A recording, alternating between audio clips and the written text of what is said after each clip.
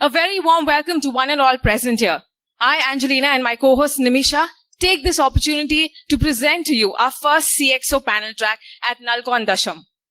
We have with us esteemed panelists, and as I briefly introduce them, I extend a very warm welcome and request them to take their seats on the dais.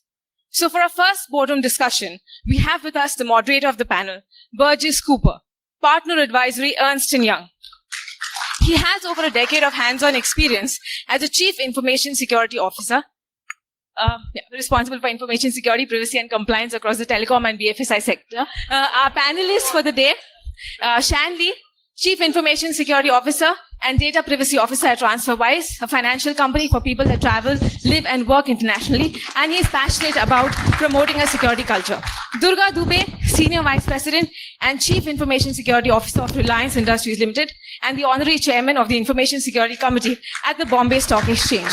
He has more than 2 decades of experience in technology risk, fraud risk, and information assurance. Jaya Balu, Chief Information Security Officer at KPN Telecom, working in the information security arena for the past 18 years, and has worked mostly for global telecommunication companies, and is a frequent speaker at security conferences, subjects around lawful interception, mass surveillance, cryptography, and quantum computing. We have with us Vasantika Srinath, Global Corporate Compliance Leader at Concentrix Corporation. She's an attorney, having started her practice over 22 years ago. And at Concentrix, she's responsible for regulatory and policy compliance, contract compliance, and compliance assurance. Our finalist panelist for the day is Mr. Manish Tiwari, Chief Information Security Officer, Airtel. We welcome you all. And with this eminent panel, we begin our boardroom discussion on Clash of the Titans, who will survive. Over to you, Burgess. Thank you so much. Wow, guys are still coming inside.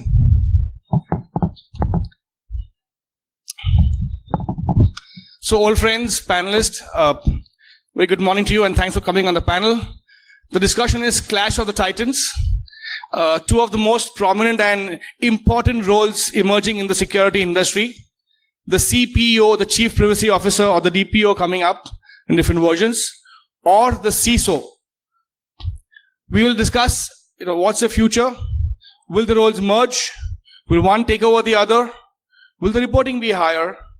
For many of you, who will earn more? And that's an advantage. I can see some smiles on that perspective. What does one need to do to get there in terms of education awareness? How does one sell to a CISO and CPO? So with that, let's start with Manish. Manish, you've been in the armed forces and then now a CISO and also a part of a DPO role and a data privacy. What's your perspective? Can you get mics to all, please? Yep. Thanks. Will the roles merge? Do you see the CISO actually migrating to the DPO as a value add and upskill to his career? Or do you see them in different parts? Can you get more mics, please? Sure. So, thanks, Burgess. And, hi, everybody. Let me just start by saying that change is the only constant. And we have seen a huge amount of change and transition in the way security has been handled in the last, 20 odd years. And I think currently the burning question is, should a CISO, in fact, I read an article on LinkedIn, should a CISO should also be a data privacy officer? Unfortunately, the answer is not so straightforward. And the reason why I say this is that different industries have got different concerns. I'm sure all of you are aware. And for those who are not, in the financial sector, in the banking sector now, the CISO is no longer part of the CIO team. In fact, reports to the Chief Risk Officer. And this is something which is unique to the banking sector. This is not something which is there and the model followed elsewhere. Yep. So definitely there is a case for one side says that, probably the CISO should be the data privacy officer. And are you on that side or are you on this side? No. So I'm actually, I would say in the current context, because I've been handling GDPR for my organization, and we are as a global company. I'm not sure how many are aware. Airtel is operating out of 14 countries in Africa as an Indian company. I'm very proud to share that. And that was so you are playing a part of a DPO CPO's role. The GDPR. True, but see, it's a learning journey. The whole GDPR itself has been a hugely learning curve even for European companies. GDPR currently today is a guideline. It's not a certification. There's nothing called an ISMS equivalent certification of GDPR, right? Now, going forward, when you talk about data privacy, there are compliance and there are legal connotations to that. So the question here is that should the CISO be the data privacy officer? In my opinion today, perhaps there is or could be a bit of a conflict of interest. Conflict was overlap. Yeah. Shan has a perspective in the morning. He was telling me. So perhaps it could be a separate entity in the organization who is part of the regulatory or the legal entity supported by various functions. Shan, you had a perspective in the morning and you said, one, the CISO looks at the customer or the company. Yeah. Go ahead. So the way we look at it at TransferWise is that at the moment I'm the CISO and the DPO, right? And that's very unusual. So I agree. There is definitely a conflict. And why is the reason you're both? So that conflict has to be managed, right? So the issues are around finding someone that's got the technical knowledge, and the experience and the right mindset to do it. It depends very much on the culture of the company that you're in and the nature of the company you're in. So I am in finance, but fintech rather than banking. And for us, we currently have me as the CISO and DPO, and I have to wear two hats in as much as the CISO, my job is to protect the company. As the DPO, my job is to protect the customers. So and that can conflict potentially. It hasn't yet, I can honestly say, but we've had to put various levels of oversight in there. So if I was to make every decision that I make that might have a material effect on customers or the company from a security or privacy perspective is also kind of double checked by other peers in the organization. Thanks, Shan. Durgaji, do you agree with this, that a CISO looks at the company while the CPO looks at the customer? Is that a pure play? No, firstly, I actually don't agree completely with the fact that there is a conflict of interest between DPO and CISO role. So do you think there's no conflict? I think that conflict of interest is a myth, because there will be always conflict of interest in many roles, but these roles are work together with some compensating control, and that is the trade-off all of us do every day in and day out. So I would rather think that there are a lot of synergies between these two roles, data protection officer and the cyber security role. Combining these two roles, or the CISO should go and aspire to become DPO, is a different question altogether, because I would just take 2 minutes time. I know when this role CISO came into all of us, this kind of conference, we started talking about whether there should be a role called CISO. Was that 8 years back, 10 years back? That was 10, 12 years before, 15 years before. I remember in 2003, I was deputed by Reserve Bank of India for a year to US to study the security practices of US and UK and compare that with the banking industry. I first time heard the term CISO in US and UK and recommended that there has to be a CISO role in the country in India. So that was, people are telling CISO, all sort of, the CISO role came to the existence. This, all of you relate to ourselves, and many people may not relate, of course, they're pretty young. So if you relate to yourself, you will find that there are a couple of guys, they were really fighting among each other, and they were not titans those days, fighting with each other to become CISO. Who all are fighting? Some people from the business, some people from the IT, some people from the risk management. They all were trying to fight whether they can become CISO. They were trying to speak security language those days. They were talking virus, they're talking firewalls and all sort of things. Then finally what happened? Who came and who became CISOs? Some of the IT folks, some of the business folks. Very perceptible, the people from the services like Manish and all, they became very efficient CISOs. They all came and became the CISOs. That's a compliment, Manish. So really, that time I became CISO accidentally. Like that. So I was actually,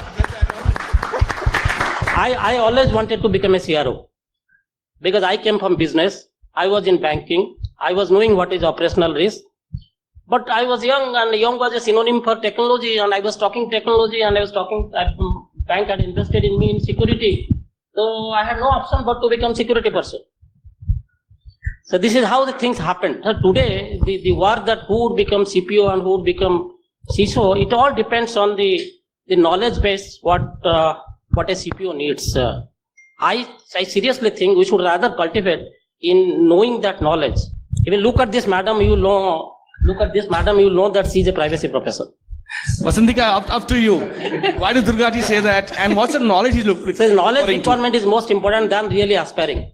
Thank you, path sir. to become CPO. Great perspective. Thank you. I agree with Durga. In fact, I was just telling you that I believe you should focus on knowledge, and money, titles, everything will follow. It's like And you give a term, first, right? Lakshmi piche aayegi.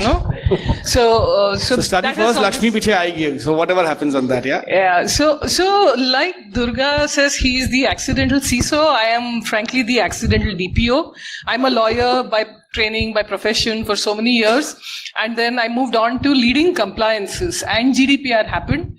And so we had to, go out. We are a global company, and we have a huge presence in Europe. So we had to ensure that, we were globally compliant with GDPR.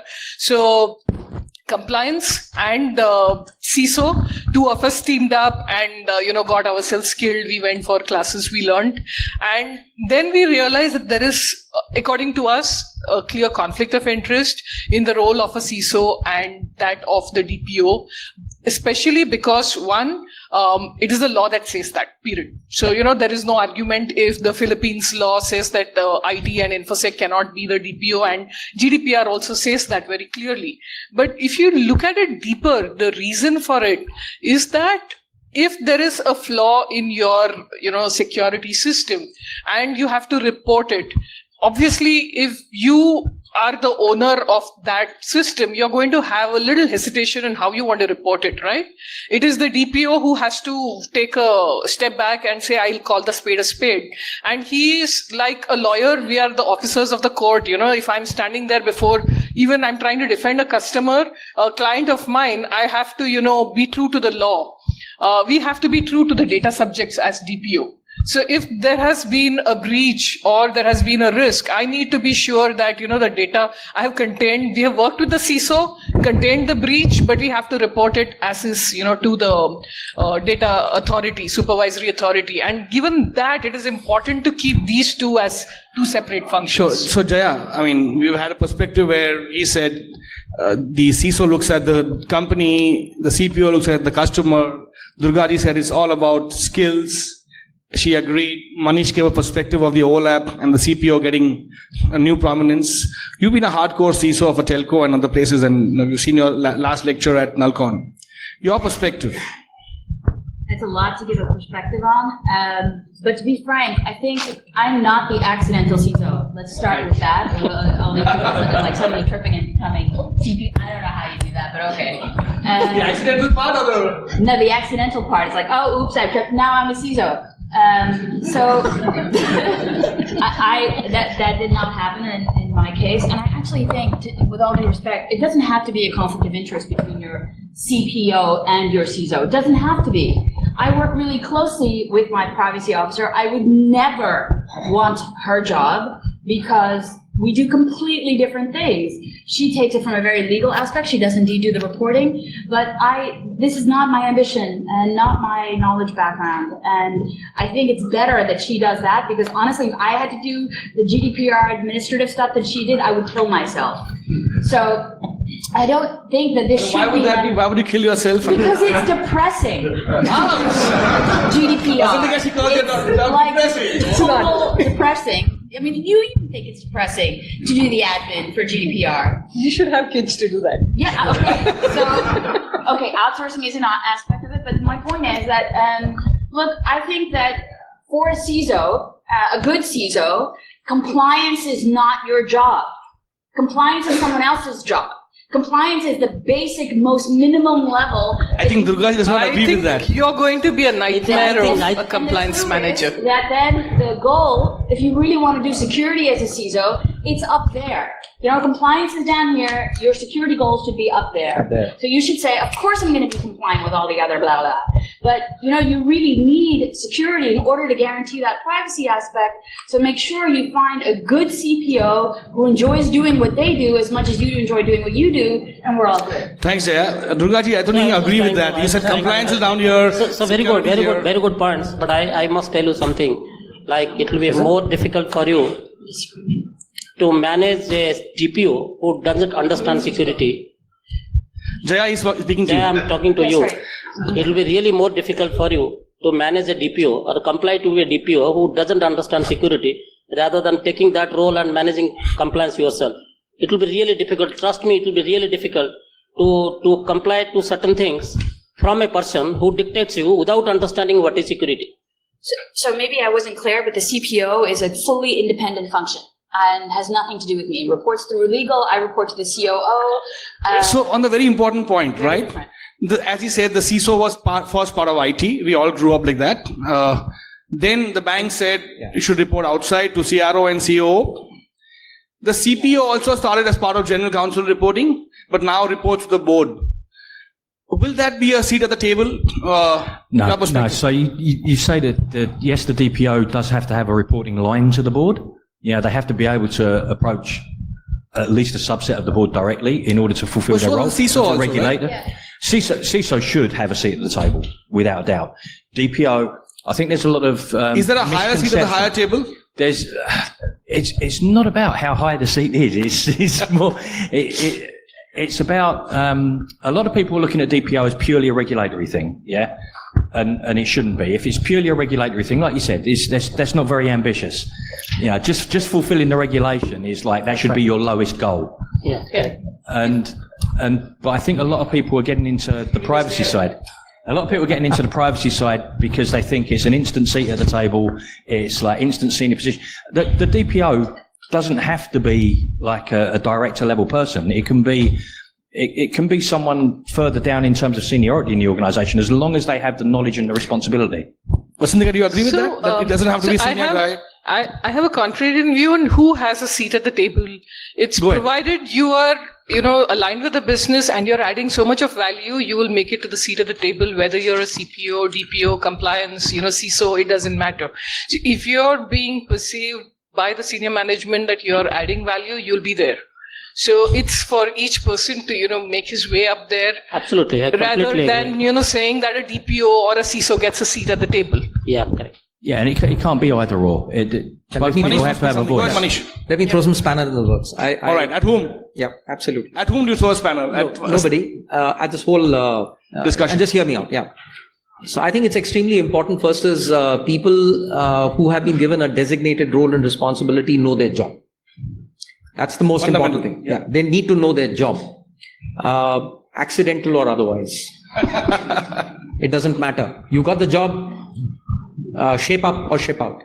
That's the army thing, where you come from the forces, right? Whatever. Okay. And the second thing is that there are overlaps in jobs. So which means that today you cannot have a company's privacy officer not really understanding even the basics of IT security, right? Absolutely. And they have to basically, you could come from a legal background, you could come from a business background, but you simply have to get on with it and learn.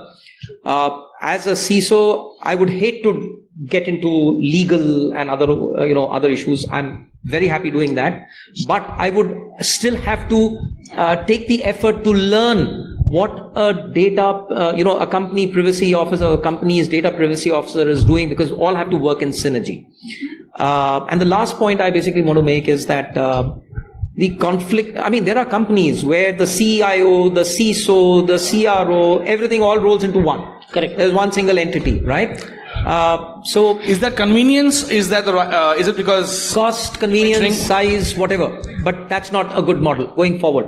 As we experience convergence, more of our business. See, there was a time, Burgess, when IT used to support business. The times have changed, folks.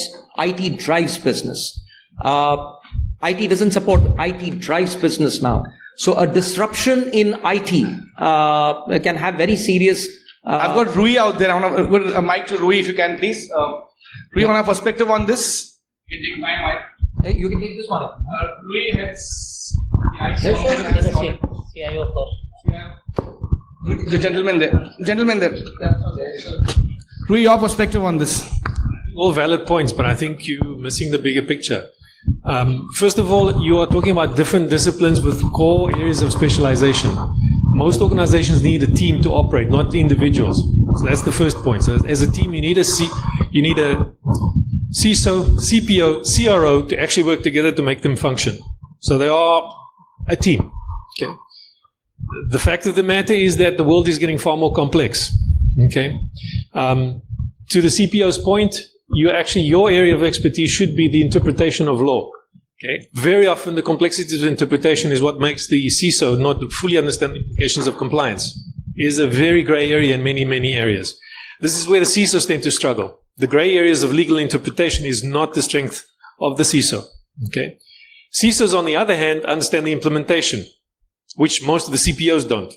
So this is the other problem of technical implementation and change, which is required. So you actually have to work together, whether you like it or not. The third piece of this puzzle is the risk aspect, the CRO role. Often, these issues require multifaceted views on what's going on here. A data privacy implication often has both a security and business implication when you have to come together. So you actually have to take all those facets together when you look at it. Okay. To your point, it is true. Technology has changed massively the landscape in terms of how boards are looking at business. In the old days, technology was a supporting mechanism or enabler. Today, technology is the driver of what business is doing, as you're seeing what's going with the digital transformation. And what you're going to find is that most boards are playing catch up on both how to use technology to drive business, understanding the implications of what it means from a security perspective, as well as from a data privacy perspective. You just watch the recent historical events. Most boards are asking, can we have a Facebook moment? Okay. And they're asking both the CPO and the CISO, how are you managing it? Okay, where are my gaps? Okay. And there's probably a few more in this ecosystem which is you guys haven't raised, but that should be in that conversation as well. But at least those three. Could you share the questions which we haven't raised? Happy to get that.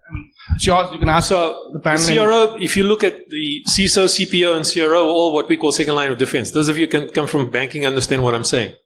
Okay, the third line of defense is not represented in this discussion. This depends on the strength of your third line of defense. Okay, most audit functions don't get this. Okay, they should, because they are the third line of defense. They play the oversight role on both the CISOs, CPO, and CRO roles. But you only have a culture of that in the financial services industry. Many industries are starting to move in that direction, but they're not there yet. Literally not there yet. Financial services is probably the one that's most advanced.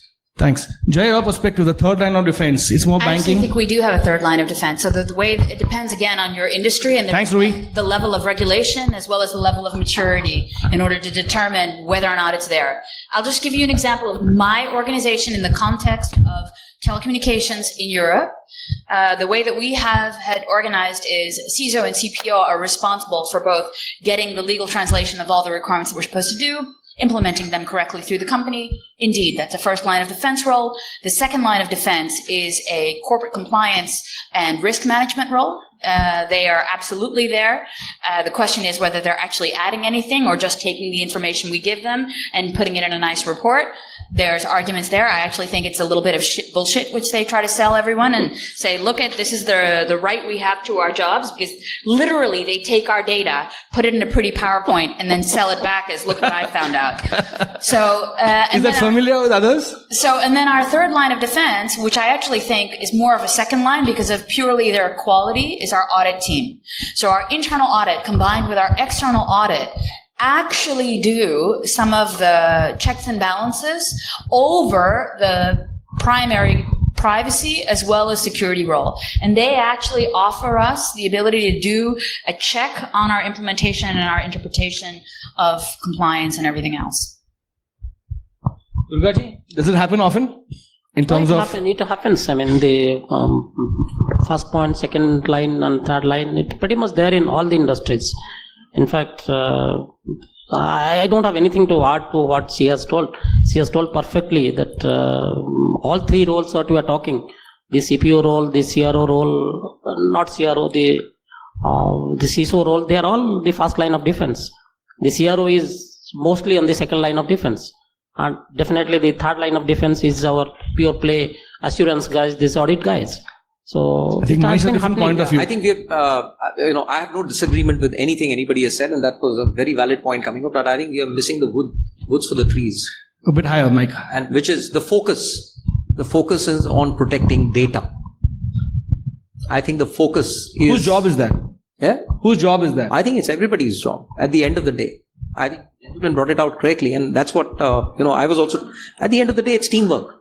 Everybody has to do their bit, but then in a company, they all have to basically come together as a team to understand the risks, to put, and you could be compliant. And in fact, she brought it out very correctly. You could be compliant, but you need not necessarily be secure, which is why cybersecurity needs to be there. Compliance is a industry specific requirement, right? There are some basic fundamental issues which everybody has to do, irrespective of, let's say an ISMS, but there are a lot of industry segment compliance requirements for various reasons. But the point I'm trying to make is you could be compliant, but you need not necessarily be secure, which is why IT security is extremely important. But bottom line is you have to, protect the user, the device and the data. The focus is on data. And it doesn't really matter what organization is specific to a particular company. I think one shouldn't drop the ball. Finally, at the end of the day, there is a large amount of customer data. The world is converging. The world is moving towards a highly digitized ecosystem, and it's extremely important to protect customer data. Just have a point. The reality, what's happening in the ground. So the GDPR is coming, a lot of initiative on the data protection coming, and that is no formalized data protection role which is defined in many organizations. Somewhere it is given to CISO, somewhere it is not given to CISO. But what would happen if there is something happens, God forbids, something happens? Whose neck is on the line? So what would happen is, definitely, the CISOs will be asked to explain that why did this thing happen. So sooner or later, it is always better to learn that domain, to understand what is happening in data protection, because CISO's role has become popular and it has become very strategic.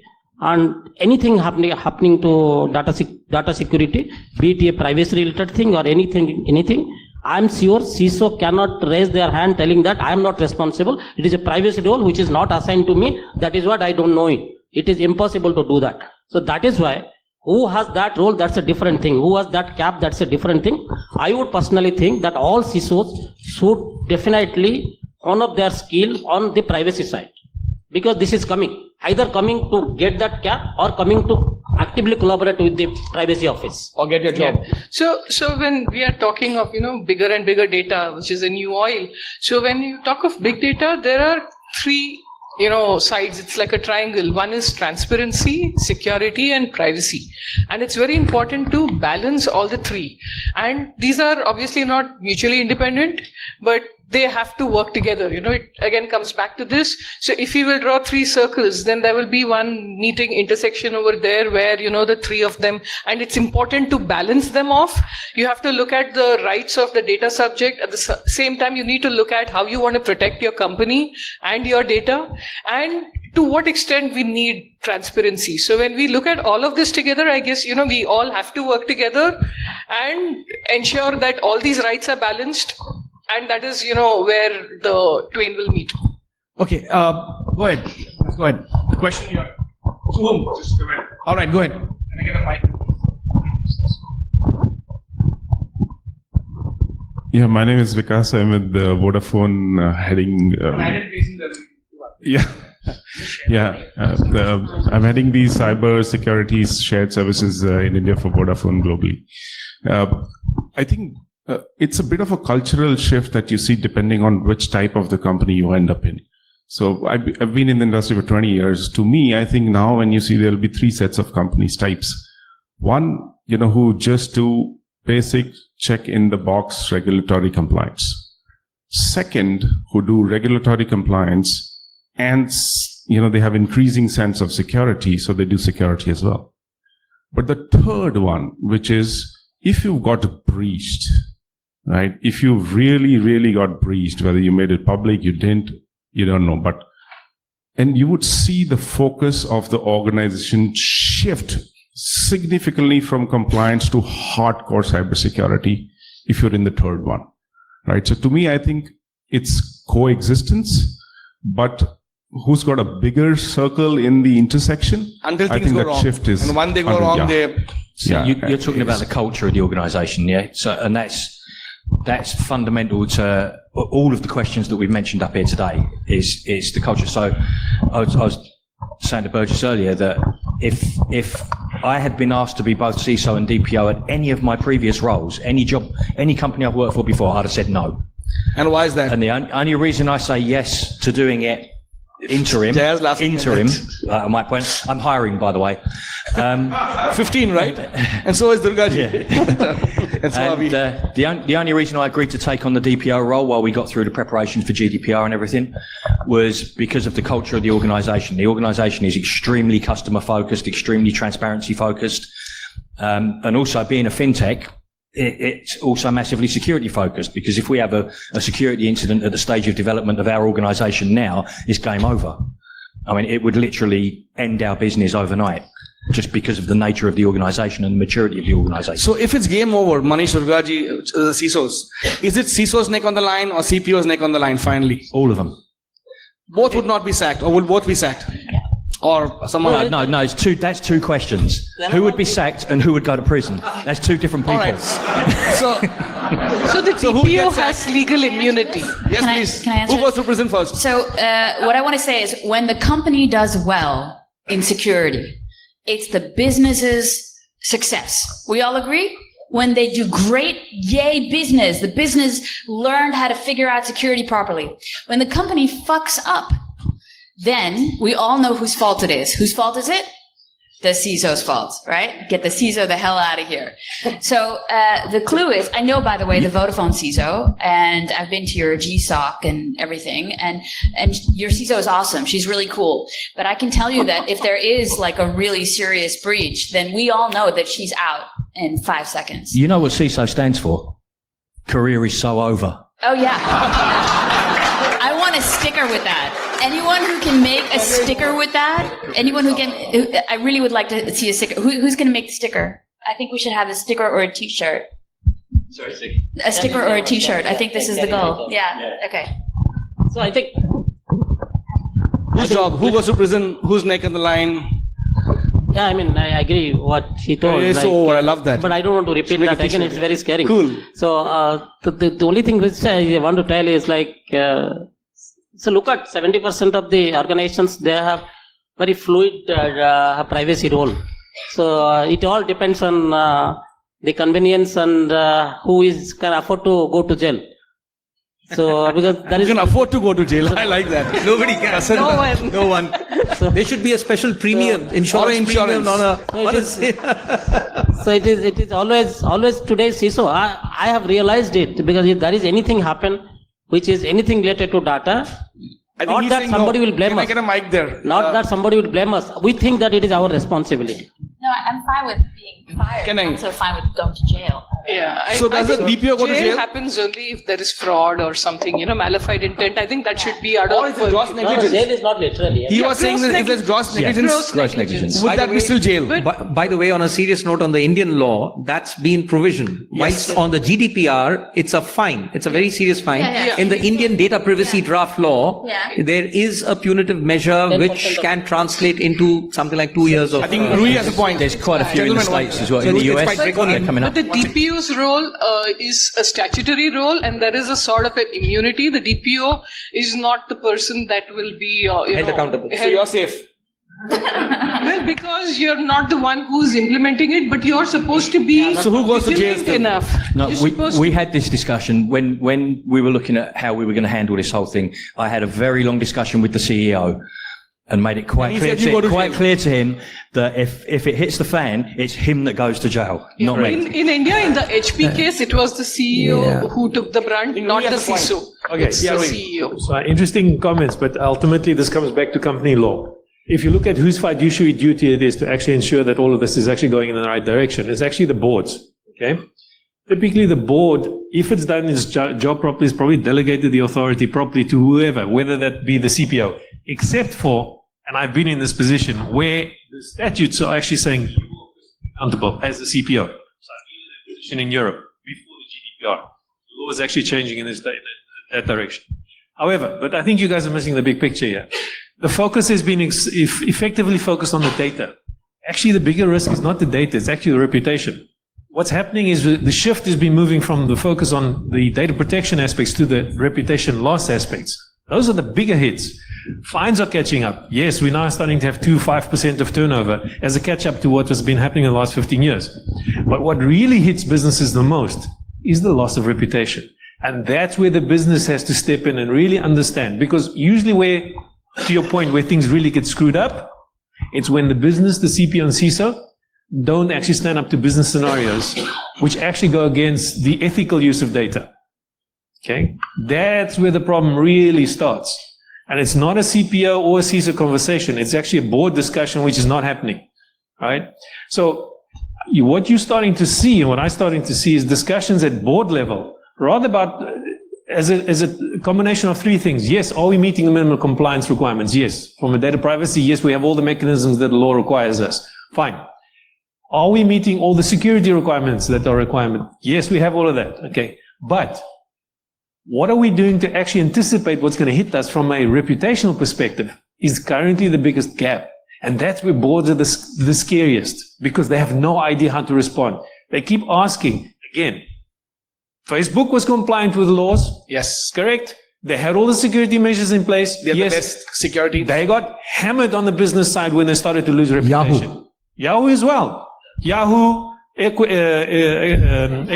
Have their security all of them. Yeah. Yahoo did not have their security on order. That is not true. Before Verizon bought Yahoo, they were breached because of actual huge misses in security. So they did not have it on order. Okay, agree. Yahoo had Yahoo was more of a inadequate security in place as against inappropriate data sharing. But the point I'm trying to make is that it doesn't really matter. You could share data inappropriately, or you could lose data because of a technical glitch. It will impact your brand image either which way. Most of these discussions happen up in court around the discussion of due care, whether due care has been taken with regards to both data security and data privacy. So in the court of law, this discussion gets very interesting, but usually most corporates get away with the fact they can demonstrate that they've taken some level of due care in terms of what they were doing. The thing that they can't protect themselves against is the reputation damage. So it's not just about the data, it's also about the reputation. And that's where boards are actually most concerned about. I think that actually, as like the growth cycle of a company, you find that in the early days, reputation is really important to the board. Reputation is everything, because you're in that growth phase. And if you lose your reputation, you're not going to grow. And then you reach that point, like a plateau where you're growing nicely and like maybe you're heading towards IPO. And then still reputation is great. But then you go post IPO and then it's all about the shareholders. It's all about making the money. Whatever sort of funky vision you may have had might go out the window. And that's where I think some companies start to wane on that reputational risk. And keeping that front and center in front of the board is very much a joint thing, as you say, of the CROs, CISO, DPO. That's a discussion that is very hard to keep at the top table once you're in a position where it's like shareholders, they want to see the numbers. They don't want to see the detail, and they don't understand that is a detail that can get lost easily. I'll flip gears, and I was talking to a few people last night, and I asked them, what would you want to know from the panel? And many of the people out here may not become a CISO or a CPO. A few of them may become a CISO. But two questions are asked. Who earns more? Your views. I think you said DPO is the hottest thing. So I would tell something which I think... Or who has a more future? So I think I must tell this thing for the young people who are sitting. You guys would have come to the front benches. So who should earn more and who is earning more? If you are really concentrating on that, you will miss the forest for the trees. Absolutely. I still remember the quote of Alan Border, the ex-Australian captain. He told one sentence that concentrate on runs, endorsement will follow. So if you concentrate on endorsement, role will never follow. So you only concentrate on the skill. Today's skill, this skill which you are really hearing, 5 years before nobody was knowing that can be a skill.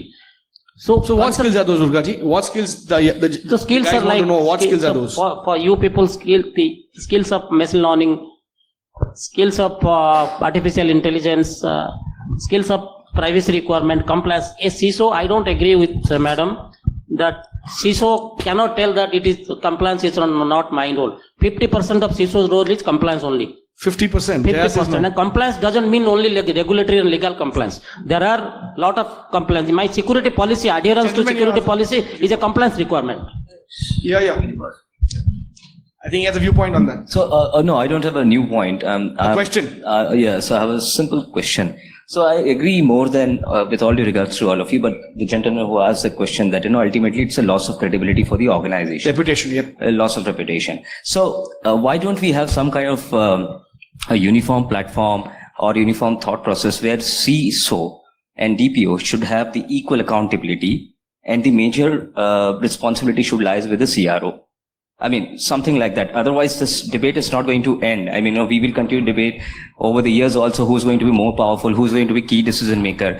And will that debate continue? Who will be more powerful? I think let's rise above that. Answering to your first question, and particularly the one who earns more? Yeah, absolutely. I think you should pursue what you feel passionate about and then do a bloody good job of it. It doesn't matter whether it is a CISO's job or a CRO. It's got nothing to do with damn IT. Absolutely.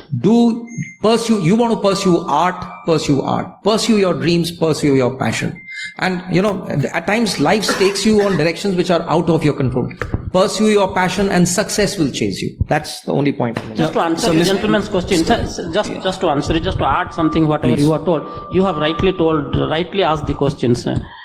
In fact, if you look at the largest bank of this country, who is the largest bank in this country? HDFC. State Bank of India. Who is the CRO of State Bank of India? Is there any role called CRO in State Bank of India? The managing director is designated as the CRO.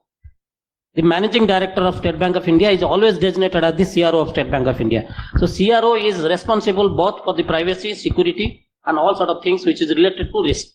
That's what exactly you told. Yeah, so that's applicable for the larger organization. Mr. Tiwari just said that, there are small, I think you said that there are small organization. So one person is playing multiple roles, like he's playing the CRO, CISO, one-man army. One-man army, right?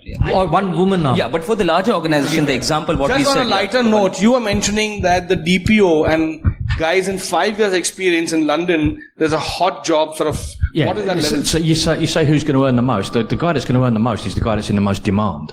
And the problem is I agree with you totally. You do what you're passionate about. If you're going to chase the money, you're going to do a lousy job. Because if all you're worried about is the money and not the passion of the job, then you might be adequate for a while and then you wane and it's not the way to do it. At the moment, the hot property in London is DPO. Everyone wants to be a DPO because that's where all the big numbers are at the moment, because everyone has to have a DPO. Oh shit, GDPR, I've got to hire a DPO. And so right now, DPOs, but like 5-10 years ago, it was exactly the same with CISOs. What levels are we talking about for an entry-level DPO in UK? It can be anything. It can be anything. I mean, you look at if you just Google for DPO roles in London now, you'll see everything from £50,000 to £200,000 for entry level. For entry level, obviously it's going to be low. But the entry level DPO, so 5-10 years experience. The other thing is that probably 70,000, something like that. So guys would love that. But it depends on so many variables though. It's not just how experienced you are or anything. It depends on the industry. It depends on the size of the company. It depends on, are you going to be on your own? Are you going to be managing a team of 25? There's so many variables. You can't just put a number on it. So what could be their profile, that 5 year, and what would be their profile? In terms of, just like a profile. I mean, I'm just telling their 5 years experience. What would have they done in 5 years to become eligible for? They would have had to have worked actively in privacy. So what are privacy in 5 years before? Yeah. So there's always been, so in the UK we had the Data Protection Act 1998 is the previous legislation. Totally different to GDPR. But the difference is if you were working in that arena 10 years ago or 5 years ago, then you've spent, 5 years ago, you've spent your entire career basically preparing for GDPR. Yeah? Come on, you've been silent.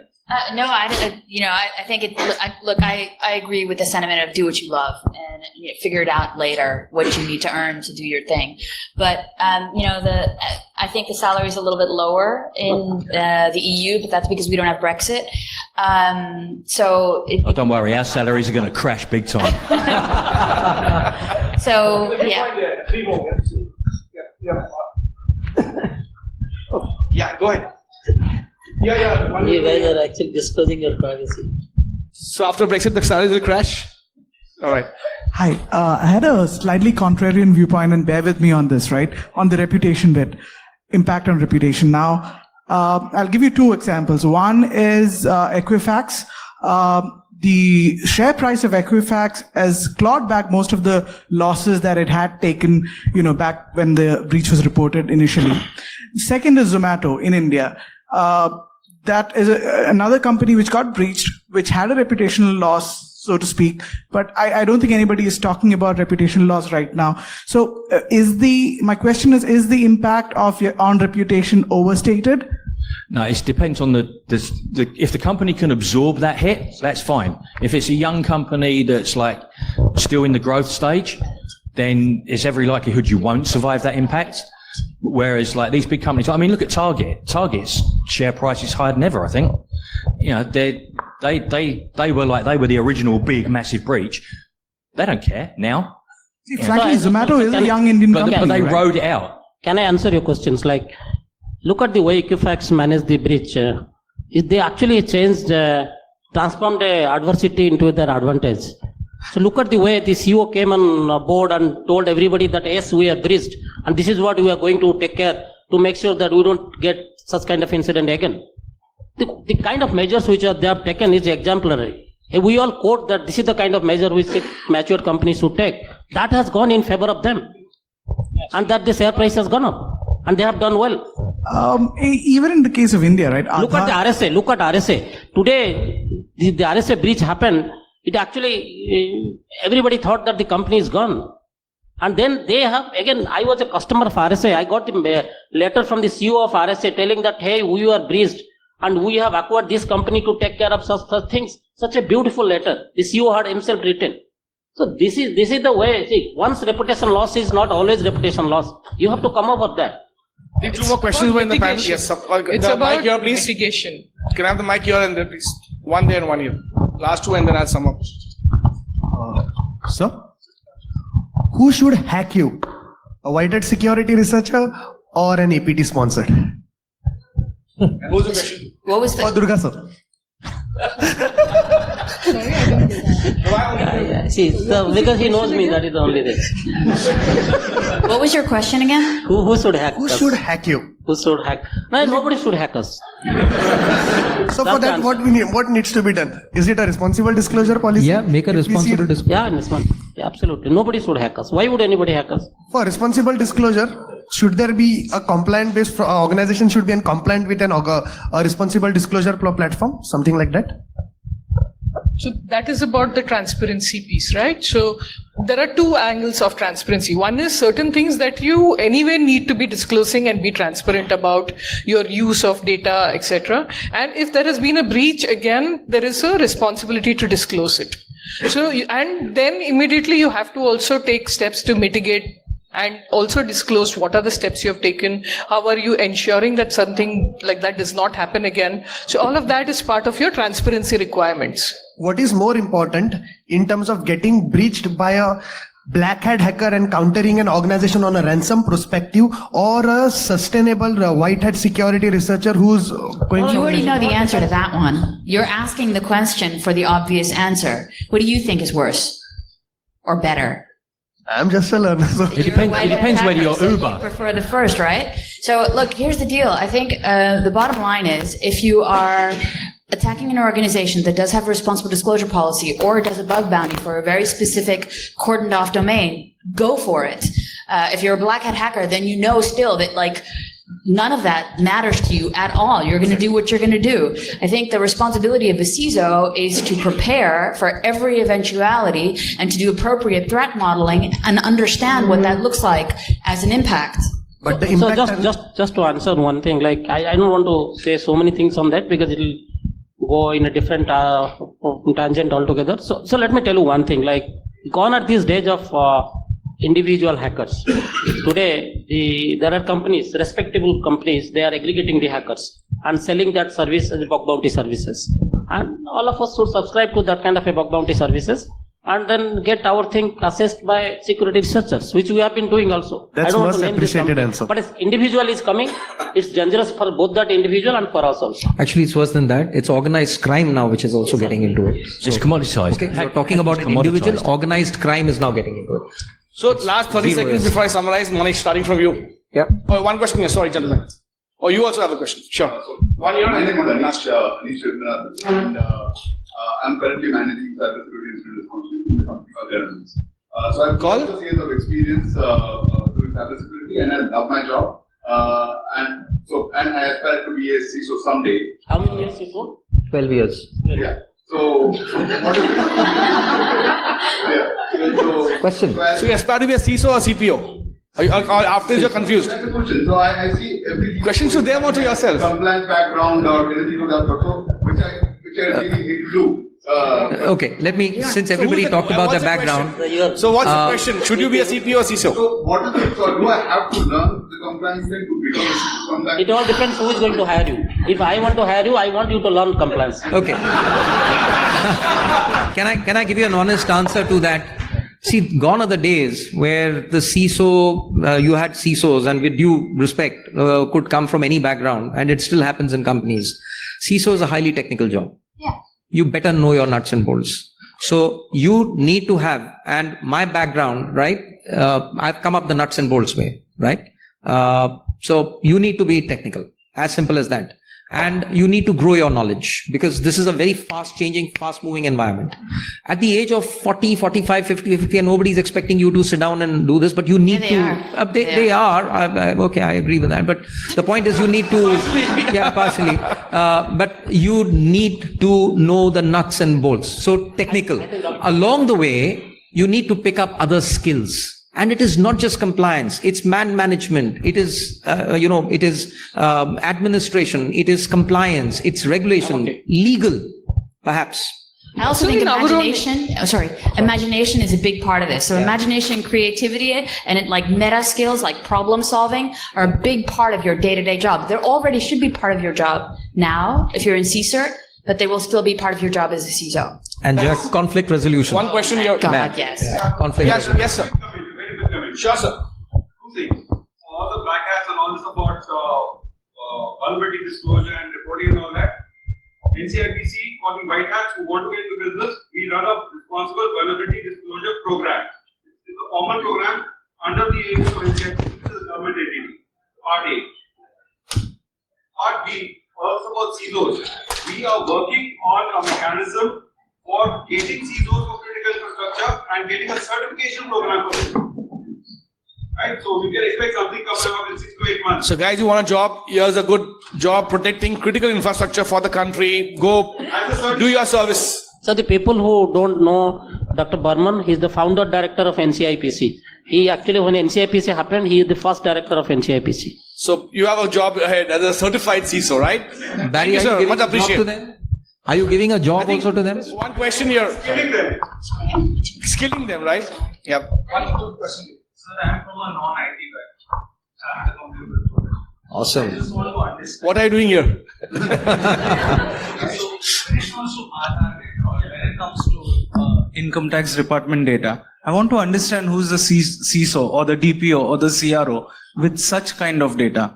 Also, when I'm hearing about reputational risk, who takes the reputational risk when it comes to the government, when it comes to government data that is going to be losing? So there is so DPO has been a statutory requirement, which is why people have been appointing DPOs. Many companies did not have a formal DPO structure. It has mostly been part of, information security. A couple of companies like Infosys and all have a very huge privacy organization, and they have a mix of technical and legal team that does that. I don't know if the government departments are having a separate DPO. It will be their, whoever is the CEO of that organization who's responsible for all of this. And reputation risk is not going to impact them. Technically, people will make noise, people will scream, complain, but you ultimately will have to comply if you have to comply, right? So that is a different story as against the corporate compliance or reputation requirement. Because we have a Supreme Court judgment on the Aadhaar, but you still have Aadhaar going to be linked to your PAN. And there's a very funny thing is that if you try to fill a form on the income tax website, if I just put the PAN, I get all the details of the person, including his Aadhaar number. So I just don't understand. So let me just attempt. So we are not here. I don't think anybody here is competent enough to really give any comment that who is the CISO and who is the named person who is supposed to take care of this. I don't think we can. There is a CISO and Aadhaar, by the way. So I think there could be a CISO or about the reputation. What you told, reputation of income tax or reputation of The country lies with the parliament of the country. Okay, so with that, I'm getting stares here because she's saying time's over. 30 seconds, Manish, to all, and then I'll summarize. Your last views on this subject. CPO, CISO, future, do what you want. Guys, you're in Goa. Do what you want. Pursue your passion. I mean, you want to become a beach bum, do it, but do it with passion. I mean, and don't chase success. Success will chase you. But if you aspire to be a CISO, then, understand the skills required and do a damn good job of it. That's it. So I just actually wanted to share very briefly the story of how my organization worked around this. We had an information security organization, and they were also handling privacy. And then when GDPR happened, we had to comply, and we looked at a lot of things. So, I mentioned before, I had to upskill. And me and the CISO together went for training. We both are, now certified. Was that accidentally or by purpose? No, we had to, right? All right. So my becoming the DPO finally was because we realized that the CISO can't do it. So that is still part of my role. I have a much larger role otherwise. But the point I was saying is that we work together very much. We both are, FIPs, Rishi and me, and we keep working together. So if you want to be, as you move up, it's very important to be able to take a 360-degree picture view of everything and be able to step back and not get personally influenced and biased. So body of knowledge is always something that's going to help you. It's important to keep learning, studying, and absorb all of that, and then take a very calculated decision which is in the interest of the company and the data subjects as you're working. So that is what is important, and it's not about one being more powerful than the other. It's about who does a good job. Your advice to live well, laugh often, and encrypt everything. So my one word is perpetually be in school. So upskilling and cross-skilling is necessary for a CISO to even sustain as a CISO. Forget about becoming a CPO or a CRO. So technical skill is very important, but over-concentrating on technical skill will not lead to anywhere. It will only remain you to continue to become a CISO. You never grow. So you have to really upskill and cross-skill in various other domains. Yeah, I think the best for the last. Yeah. So I totally agree with what everybody said there. But one thing, everybody's saying, I want to be a CISO, I want to be a CRO, CPO, whatever. You got to remember, as soon as you get that C in front of your name, you don't get to do much of the fun stuff anymore. So be careful what you wish for. I can see Rui agreeing to that. Right? Yeah. Okay, so great discussion. I'll just summarize some of the lighter moments which I sort of captured. Live well. Wow, darkness with that. Live well, laugh often, encrypt everything else. I am an accidental DPO and GDPR happened. Young was synonymous with technology, and I became a CISO accidentally. Those were the days when the Titans was not called Titans. First time heard the CISO in 2003. Conflict of interest is a myth. Look for synergies. Durgati said that. Okay. Study, get knowledge. Lakshmi piche aayegi is what you mentioned. So wealth will follow you. True for the time for the data subjects is again what you mentioned. Oops, I tripped and now I'm a CISO. You said you're not done that way. Does not have to be a conflict of interest. GDPR work is depressing. And so is compliance. And compliance is not part of a CISO's job. And Durgaji did not agree with that. And I think it's a fair point. They take a data sort of a respective purpose and it shows its mind. So whose job is it anyway? Missing the woods for the trees. You could be compliant but not secure, as what Manish mentioned. User device data, but ultimately protect the firm's reputation. Rui mentioned that. Don't drop the ball. CISO's role has become more and more popular. You mentioned the triangle between transparency, privacy, and security, and the three overlapping functions. Rights of data subjects. A company could do well. Its security does not have to always role of a CISO. Your CISO is awesome. You mentioned CISO. I like CISO. Career is so over. I love that part. And discover your passion. Sorry, I could still be. Discover your passion and what you mentioned. Once you get a job, whatever it is, go for hell for leather for it. Become a beach bum, right? But be a good beach bum. Be a good beach bum. That's a big word. Career is over. Career is over. All right. Okay. Last was bigger risk is not data, it's more reputation. In court discussions, it's more about the due care and do what you're passionate about and then do a damn good job. With that, great discussion, lovely audience, lovely panel. Thank you so much.